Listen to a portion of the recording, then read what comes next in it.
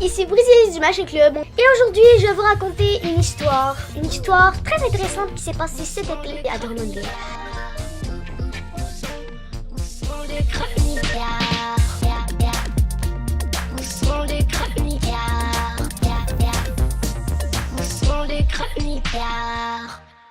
On est allé voir le spectacle Géant de l'étang, le théâtre de la Dame de Cœur justement qui a fêté ses 40 ans en 2017. On a vu vraiment un spectacle de marionnettes géantes, c'était incroyable. C'était dehors, c'était vraiment beau. Et puis on était comme dans un monde miniature, parce que tout ça se passait sur la rive. Et puis justement le Géant de l'étang, c'est un immense oiseau.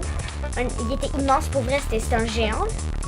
Et puis, il passait dans le public aussi, puis c'était vraiment magnifique. Et puis, on voyait tout le travail que ça donnait aux marionnettes. C'est incroyable, pour vrai.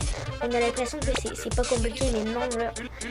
Puis, le site aussi est incroyable. Il faut vraiment y aller. Toi aussi, vous y aller, parce qu'il y a tellement de choses à visiter. Il faut aller voir le musée de marionnettes. Il y a des marionnettes géantes exposées un peu partout. Il y a un ruisseau, il y a un champ.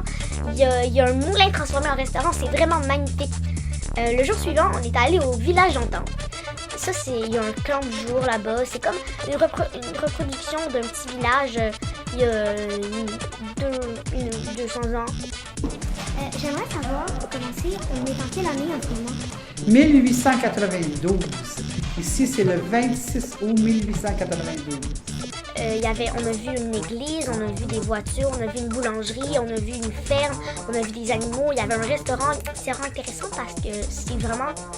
Je trouve que c'était quand même bien représenté, même si j'ai pas vécu à cette époque-là. C'est à visiter. Ensuite, on a interviewé À la Claire Ensemble, un groupe de musique québécois qui, justement, fait du rap et c'est vraiment cool. On est allé les interviewer au Festival de la Poutine à Drummondville aussi. Et puis, on a pu assister à leur test de son, puis c'était vraiment cool. C'est quoi le post-rigodon? C'est le type de musique qu'on fait. On le décrit un peu comme ça. Plusieurs manières de le décrire, mais le post-rigodon, c'est une de ces manières-là. Puis c'est comme mélanger, en fait, toute la tradition orale qui est la nôtre, qui est ici, dans le Bas-Canada, mélanger nos expressions, mélanger notre façon de parler, mélanger ça avec de la musique, avec des influences de musique contemporaine américaine, comme le rap, l'électro, le funk, tout ça. C'est un peu ça le post-rigodon. C'est la musique traditionnelle du présent.